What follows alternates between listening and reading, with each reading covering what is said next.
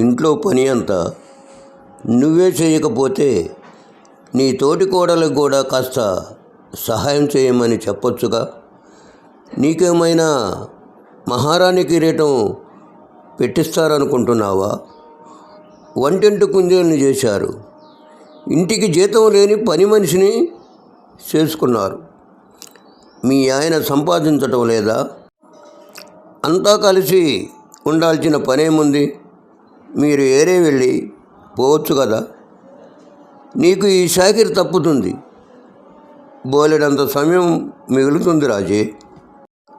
నీ తోటి కోడలు సంపాదిస్తుందని ఇంట్లో చిన్న పని కూడా ముట్టుకోవటం లేదు. తన పిల్లల్ని కూడా నీవే పెంచటంతో నీ తోటి కోడలికి ఏ పని లేకుండా పోయింది. కడుపును పుట్టిన బిడ్డలే మనల్ని కాదు అంటున్న ఈ రోజుల్లో తోటి కోడలి పిల్లల్ని అంత ప్రేమగా పెంచటం, నీ పిల్లలు పెద్దవాళ్ళై దూరం చదువులకు వెళ్ళిపోయారు.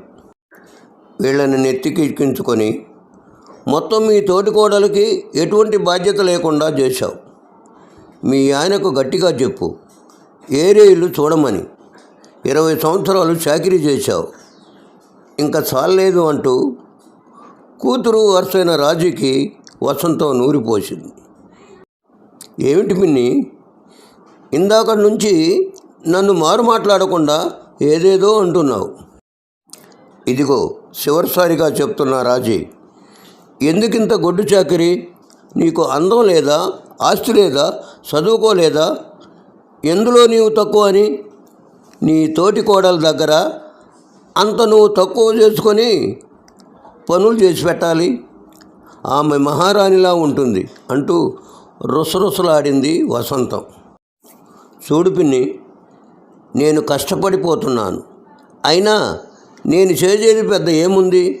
కేవలం నా చేతితో అందరికీ చేస్తున్నాను అంతే. ఇంకా నా తోటి కోడల గురించి అంటావా? అత్తగారు మామగారు ఉన్నప్పుడు నా తోటి కోడలు ఇంట్లోనే ఉండి అన్ని పనులకు నాకు చేదోడు వాదోడుగా ఉండేది. తను నగలన్నింటినీ అడగకుండానే తీసి వాళ్ళ బావగారి చేతిలో పెట్టింది. మా వ్యాపారాన్ని నిలబెట్టింది. తర్వాత వ్యాపారంలో నిలదొక్కున్నాక మా ఆయన మా తోటి కోడలకి పార్ట్నర్షిప్ ఇచ్చి తన చదువుని ఉపయోగించుకునేలా చేశాడు. ఇప్పుడు ఈ పిల్లల ద్వారా నా పిల్లల లోటు తీరింది. నేను చాలా సంతోషంగా ఉన్నాను. అనవసరంగా ఇలాంటి లేనిపోనివి సాడీలు చెప్పి ఎదుటి వాళ్ళ మనసులను నొప్పించి పక్కింటి కాపురాలు ఎడగొట్టాలని చూడకు. నీకు ఏదైనా అవసరమైతే నన్ను అడుగు, అంతేగాని ఇలాంటి పిచ్చి సలహాలు మాత్రం ఇవ్వవద్దు అని కాస్త కఠినంగానే తన వసంత పిన్నికి వార్నింగ్ ఇచ్చింది. వసంతం నాకెందుకులే, ఎవరు తీసుకున్న గోతిలో వాళ్ళే పడతారంటూ వెళ్ళిపోయింది.